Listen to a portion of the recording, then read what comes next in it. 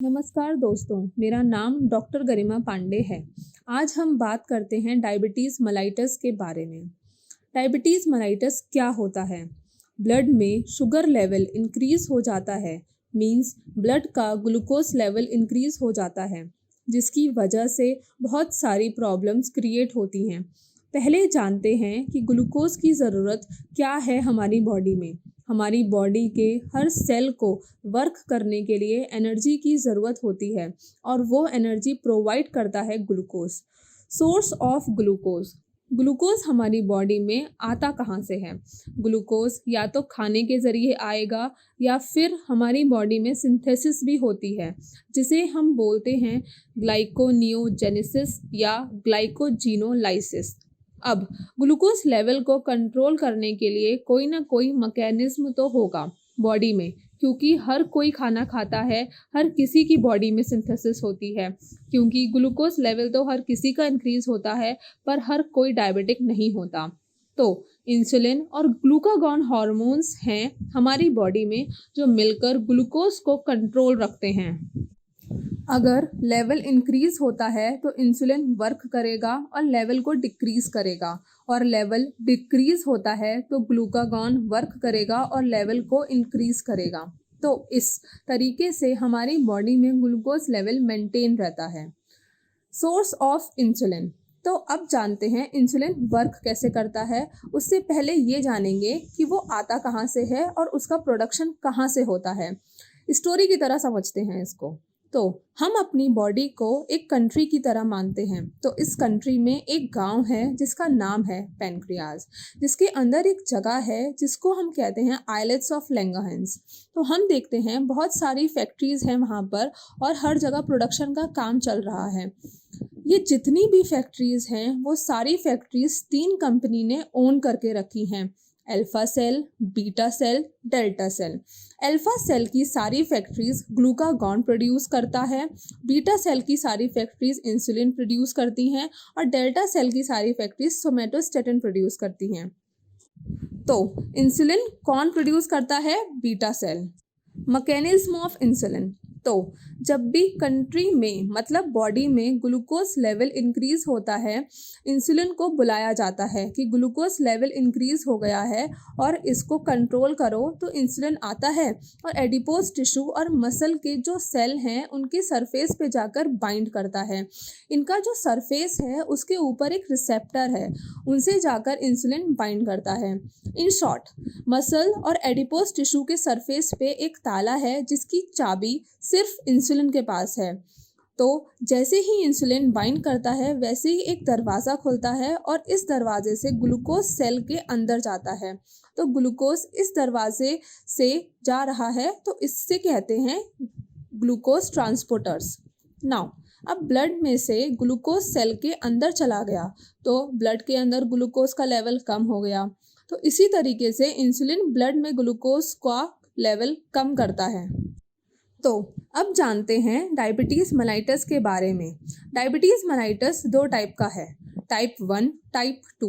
Type 1 को insulin dependent diabetes mellitus बोलते हैं और टाइप 2 को इंसुलिन इंडिपेंडेंट डायबिटीज़ मेलाइटस बोलते हैं। दुनिया में जितने भी लोग डायबिटीज़ मेलाइटस से सफ़र करते हैं उनमें से 10% लोग टाइप 1 से सफ़र करते हैं और बचे हुए 90% लोग टाइप 2 से सफ़र करते हैं। टाइप 1 डायबिटीज़ मेलाइटस, जिसको कहते हैं इंसुलिन डिपेंडेंट डायबिटीज़ मेलाइटस, इसमें क्या होता है कि जो डायबिटीज़ है वो इंसुलिन की वजह से होती है। इंसुलिन की कमी हो जाती है हमारे शरीर में, जिसकी वजह से ब्लड ग्लूकोज लेवल इंक्रीज़ रहता है। वो कंट्रोल नहीं हो पाता क्योंकि सेल के ऊपर जो ताला है उसकी चाबी सिर्फ और सिर्फ इंसुलिन के पास है और वो नहीं है। तो दरवाज़ा नहीं खुलेगा तो ग्लूकोज लेवल भी कंट्रोल नहीं हो पाएगा, विच इज़ अल्टीमेटली डायबिटीज़। अब क्वेश्चन यहाँ ये आता है कि इंसुलिन क्यों नहीं है, क्या हुआ इंसुलिन को? तो इसका जवाब मिलेगा हमें आइलेट्स ऑफ लैंगरहैंस में। तो जब हम वहाँ जाते हैं तो देखते हैं जितनी भी बीटा सेल बनाने वाली फैक्ट्रीज थी वो सारी ख़त्म हो चुकी हैं। In short, beta cell dead हो चुके हैं।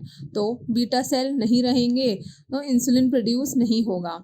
ये देखने के बाद सबसे पहले दिमाग में ये आता है कि ये किसने किया। तो ये होता है कि डीएनए की वजह से जो हमारी बॉडी को कंट्रोल करता है, क्या होता है कि जेनेटिक एब्नॉर्मलिटी की वजह से जो हमारी बॉडी है, टी लिम्फोसाइट्स हैं, मतलब कि जो फौजी हैं उन्हें गलतफहमी हो जाती है। उन्हें लगता है कि ये जो बीटा सेल्स हैं वो सब फॉरेन सब्सटेंसेस हैं और वो इन्हें किल करना शुरू कर देते हैं। अब बीटा सेल नहीं रहेंगे तो इंसुलिन भी नहीं रहेगा, और इंसुलिन नहीं रहेगा तो ग्लूकोज लेवल डिक्रीज़ नहीं होगा, जिसकी वजह से डायबिटीज़ हो जाएगी। तो type 1 diabetes generally genetic abnormalities की वजह से आता है, इसीलिए ये ज़्यादातर अर्ली एज में ही शुरू हो जाता है, पर कभी कभी तो सिम्टम बहुत लेट शो होते हैं। इसमें सिम्टम्स क्या क्या होते हैं? Polyphagia, glycosuria, polyuria, polydipsia. Polyphagia में क्या होता है?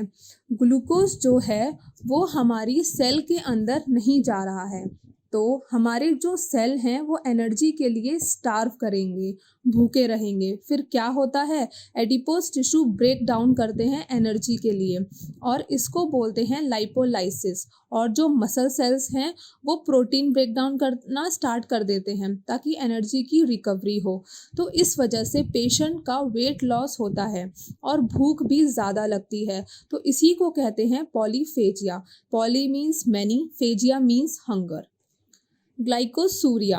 ग्लाइकोसूरिया में क्या होता है? ब्लड में ग्लूकोज ज़्यादा होने की वजह से जब ब्लड फिल्टर होके यूरिन बनता है तो उसमें भी ग्लूकोज ज़्यादा होता है, क्योंकि पूरा ग्लूकोज रीएब्जॉर्ब नहीं हो पाता, तो glucose in urine is called as glycosuria. Polyuria. अब अगर ग्लूकोज ज़्यादा है यूरिन में तो it acts as a solute, जिसकी वजह से ऑस्मोसिस होता है, जिसके कारण वाटर की भी ज़्यादा सीक्रेट होता है, मतलब यूरिन का वॉल्यूम इंक्रीज होता है, जिसको कहते हैं पॉलीयूरिया। पॉलीडिप्सिया। अब देखो, अगर यूरिन ज़्यादा बनेगा तो वाटर ज़्यादा एक्सक्रीट होगा, और वाटर ज़्यादा एक्सक्रीट होगा तो बॉडी डिहाइड्रेट हो जाएगी, और जिसकी वजह से प्यास ज़्यादा लगेगी, तो इसको कहते हैं पॉलीडिप्सिया। ट्रीटमेंट क्या है टाइप 1 डायबिटीज़ का? टाइप 1 डायबिटीज़ के लिए एक ही ट्रीटमेंट है, लाइफ लॉन्ग इंसुलिन थेरेपी, मतलब एक्सटर्नली इंसुलिन को इंजेक्ट करना। कॉम्प्लिकेशंस क्या हैं? काफ़ी सीरियस कॉम्प्लिकेशन होती है टाइप 1 डायबिटीज़ में, उसको कहते हैं डायबिटिक कीटो एसिडोसिस, मतलब DKA। इसको समझने के लिए वापस चलते हैं लाइपोलाइसिस वाली कंडीशन में। यहाँ क्या होता है कि एनर्जी के लिए एडिपोज क्या करते हैं कि फैट का ब्रेकडाउन फैटी एसिड्स में करते हैं।